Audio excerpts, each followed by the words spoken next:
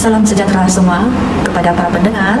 Hari ini kami akan berkongsi tentang Digital Learning Object, iaitu di antara kursus BKDB 3123 Pemulihan dan Pengayaan Pengajaran Bahasa Kadazan Dusun dengan kursus BKDB 3132 iaitu Pendidikan Inklusif.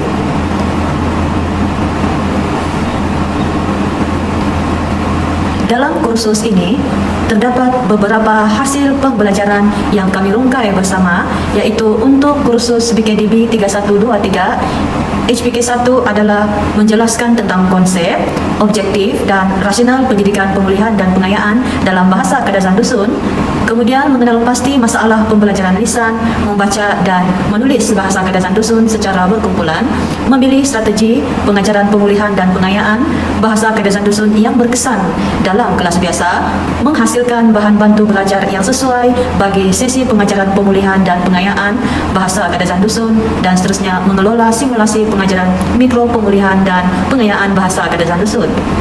Bagi kursus pendidikan inklusif pula, HPK 1 adalah menjelaskan konsep, matlamat dan dasar pendidikan inklusif, menguraikan secara kritis pelaksanaan dan faktor kritikal yang mempengaruhi kejayaan program pendidikan inklusif di sekolah, menganalisis peranan dan tanggung jawab pihak berkepentingan dalam pelaksanaan pendidikan inklusif, dan yang terakhir adalah merangka aktiviti pengajaran dan pembelajaran bagi kanak-kanak bermasalah pembelajaran, masalah penglihatan dan masalah pendengaran yang berada di dalam aliran perdana dengan membuat rujukan daripada pelbagai sumber.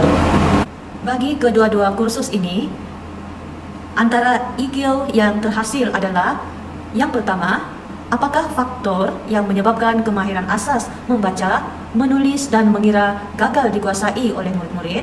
Yang kedua, apakah kriteria pengajaran guru yang dapat membantu meningkatkan kemahiran lisan, membaca dan menulis? Dan yang ketiga, bagaimanakah guru BKD dapat membantu dalam memupuk semangat ke arah memperkasakan bahasa Kadazan Dusun di peringkat global? Hasil daripada gabungan IQ bagi kedua-dua kursus ini, maka terhasillah the big idea, iaitu pemusalahan okolitis, pengiaan okreatif inovatif, peturidong tinaru kerompok tinaru suai, atau di dalam bahasa Melayu, pemikiran kritis dalam pengajaran yang kreatif dan inovatif ke arah mendirikan kemahiran yang tinggi di peringkat global.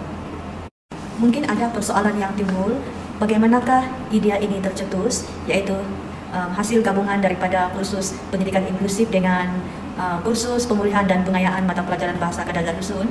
Ini adalah kerana jika dirungkai kedua-dua MK untuk kursus ini, maka terdapat persamaan dari segi keperluan tugasan, iaitu kalau kita lihat bagi kursus pemulihan dan pengayaan, ada soalan yang menghendaki pelajar untuk mereka cipta satu bahan pengajaran yang sesuai digunakan untuk pelajar-pelajar pemulihan, dan begitu juga dengan kursus pendidikan inklusif, iaitu para pelajar dikehendaki untuk menyediakan bahan bantu mengajar yang sesuai bagi membantu para pelajar yang bermasalah pembelajaran dan sebagainya.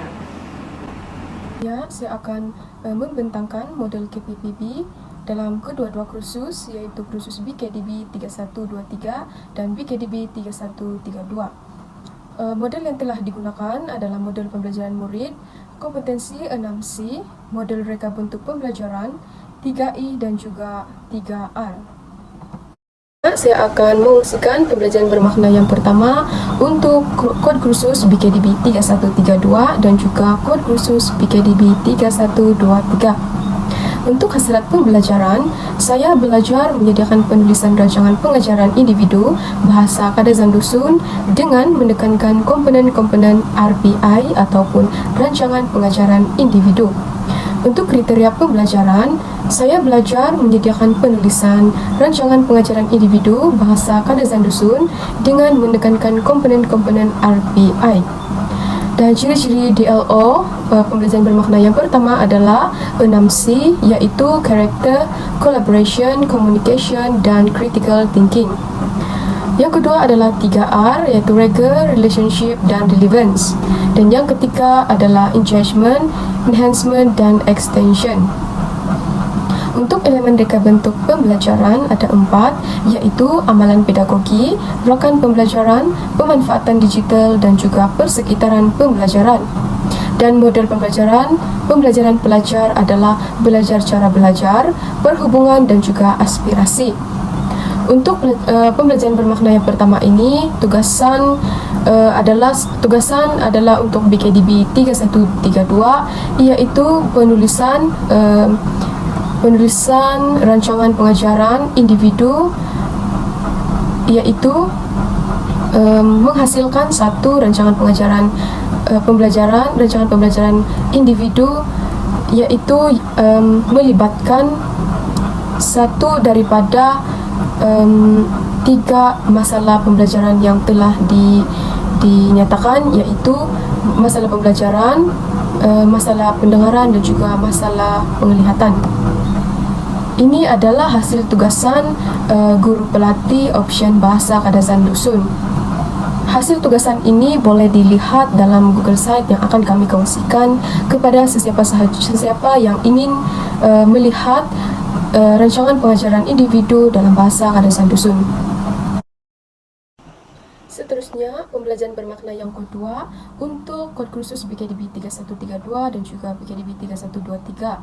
Hasil pembelajaran adalah saya belajar menghasilkan bahan bantu belajar yang sesuai bagi sesi pengajaran pemulihan dan penggayaan bahasa Kadazan Dusun, dan kriteria pembelajaran adalah saya boleh menghasilkan bahan bantu belajar yang sesuai bagi sesi pengajaran pemulihan dan penggayaan bahasa Kadazan Dusun.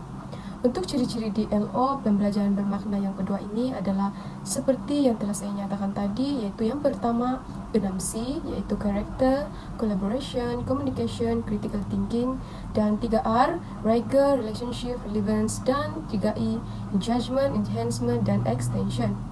Untuk elemen ragam bentuk pembelajaran juga ada 4, yaitu amalan pedagogi, rakan pembelajaran, pemanfaatan digital, dan persekitaran pembelajaran. Untuk model pembelajaran pelajar juga ada 3, yaitu belajar cara belajar, perhubungan, dan juga aspirasi. Untuk tugasan 2 ini yaitu BKDB 3123, yaitu menghasilkan bahan bantu mengajar. Jadi tugasan ini mempunyai interdisciplinary dengan BKDB 3123, yaitu pendidikan inklusif. Dalam tugasan 2 ini, pelajar diarahkan untuk menghasilkan satu bahan bantu mengajar. Tugasan 2 ini adalah dalam kumpulan, yaitu 3 orang dalam satu kumpulan. Dalam arahan tugasan, pelajar boleh menghasilkan bahan bantu mengajar dalam bentuk maujud ataupun dalam bentuk digital.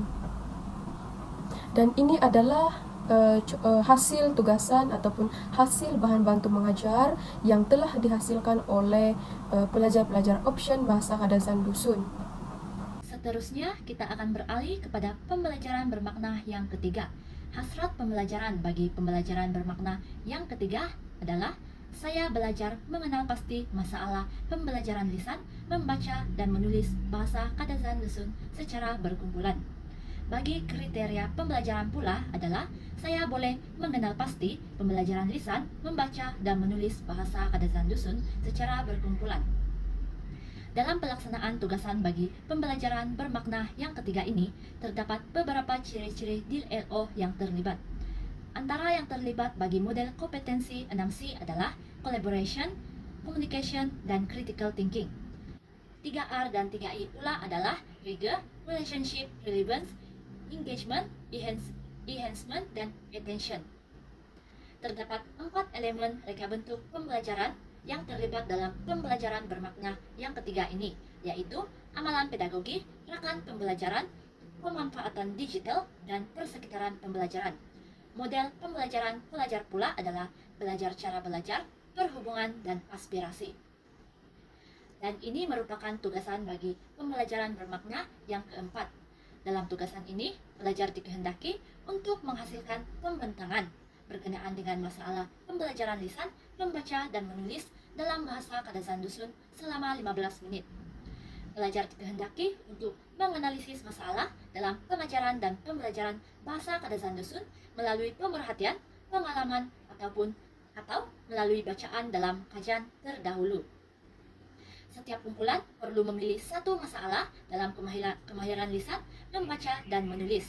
Daripada masalah yang dipilih, pelajar perlu menganalisis faktor masalah, dan implikasi berkaitan dengan semangat dan perkembangan bangsa Kadasan Dusun jika masalah tersebut tidak diatasi. Dalam tugasan ini, pelajar dikehendaki untuk menunjukkan tahap pemikiran yang kritis, kreatif, dan inovatif. Hasil tugasan ini akan dikaitkan dengan tugasan keempat bagi kursus ini. Hasil pembelajaran bermakna yang ketiga ini mengajar pelajar bagaimana untuk mengenal pasti masalah pembelajaran lisan, membaca, dan menulis. Impaknya, pelajar dapat mengaplikasikan pengetahuan sedemikian dalam proses pengajaran dan pembelajaran bagi aktiviti pemulihan dan pengayaan. Tambahan, dengan pengetahuan sedemikian, pelajar juga mampu merangka bahan bantu mengajar dan pembelajaran yang bersesuaian dengan masalah yang dihadapi oleh murid-murid. Kesimpulannya, pembelajaran bermakna yang ketiga ini amatlah penting bagi pelajar sebagai satu persediaan dalam mendepani cabaran dan masalah yang bakal dihadapi sebagai seorang pendidik kelak. Dan ini merupakan hasil tugasan pelajar dalam tugasan yang ketiga. Seterusnya, kita beralih kepada pembelajaran bermakna yang keempat. Hasrat pembelajaran bagi pembelajaran bermakna ini adalah saya belajar mengelola simulasi pengajaran mikro, pemulihan dan pengayaan bahasa Kadasan Dusun. Bagi kriteria pembelajaran pula adalah saya boleh mengelola simulasi pengajaran mikro, pemulihan dan pengayaan bahasa Kadasan Dusun. Dalam pelaksanaan tugasan bagi pembelajaran bermakna yang keempat ini melibatkan beberapa ciri-ciri DLO. Antara yang terlibat bagi model kompetensi 6C adalah character, collaboration, communication, critical thinking, dan creativity. 3R dan 3I pula adalah rigor, relationship, relevance, engagement, enhancement, dan extension. Terdapat 4 elemen reka bentuk pembelajaran yang terlibat dalam pembelajaran yang bermakna yang keempat ini, yaitu amalan pedagogi, gerakan pembelajaran, pemanfaatan digital, dan persekitaran pembelajaran. Model pembelajaran pelajar pula adalah belajar cara belajar, perhubungan, dan aspirasi. Dalam tugasan ini, pelajar dikehendaki untuk melaksanakan simulasi pengajaran mikro bagi pendidikan pemulihan atau pengayaan dalam bahasa Kadasan Dusun selama 15 menit. Tugasan ini dilaksanakan secara berkumpulan, tetapi pemberian markah adalah secara individu. Dalam tugasan ini, pelajar dikehendaki untuk menyediakan rancangan pengajaran pemulihan dan pengayaan bagi masalah yang telah dipilih dan dibentangkan dalam tugasan 3. Pelajar dikehendaki untuk memilih kaedah, strategi, dan aktiviti pengajaran dan pembelajaran yang berkesan. Pelajar juga perlu menggunakan bahan bantu mengajar yang telah dihasilkan dalam tugasan kedua yang terdapat dalam kedua-dua kursus, yaitu BKDB 3123 dan BKDB 3132 sepanjang pelaksanaan simulasi pengajaran dan pembelajaran. Hasil pembelajaran bermakna yang keempat ini memberi peluang kepada pelajar untuk menimba pengalaman dalam pelaksanaan pengajaran di sekolah sebenar. Selain itu, pelajar juga dapat mengaplikasikan bahan bantu mengajar yang telah disediakan kepada murid-murid di sekolah dan menilai sejauh manakah bahan bantu mengajar yang telah disediakan memberi impak ataupun kesan dalam PDP.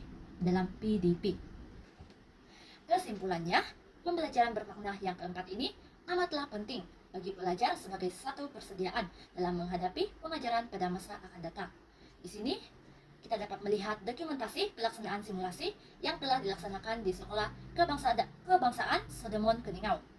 Dan ini pula merupakan RPH yang telah dihasilkan oleh pelajar. Sebelum menutup pembentangan ini, saya akan mengulas sedikit berkenaan dengan refleksi kendiri. Pertama sekali, saya akan beralih kepada faedah yang telah diperolehi melalui pelaksanaan KPPB. Antaranya adalah pelajar memanfaatkan model pembelajaran kendiri di mana mereka dapat memantau dan meningkatkan teknik pembelajaran dengan atau tanpa bantuan pensyarah. Bukan itu saja, pemanfaatan digital juga dapat memberi peluang pada pelajar untuk meningkatkan kompetensi digital mereka melalui penerokaan pada alatan digital yang terkini yang boleh digunakan untuk menghasilkan bahan bantu belajar mereka. Dalam pelaksanaan KPPB ini, terdapat produk baru yang telah dihasilkan, yaitu Google Site yang menggabungkan semua bahan-bahan pengajaran pemulihan dan pengayaan pengajaran bahasa Kadasan Dusun BKDB 3123 dan Pendidikan Inklusif BKDB 3132 bagi murid tahap 1 dan tahap 2. Terdapat juga cabaran yang dihadapi semasa pelaksanaan KPPB ini, di mana cabaran dalam mengaplikasikan elemen 3I dan 3R dalam setiap pembelajaran bermakna yang ingin dicapai. Demikian saja pembentangan kami. Sekian dan terima kasih.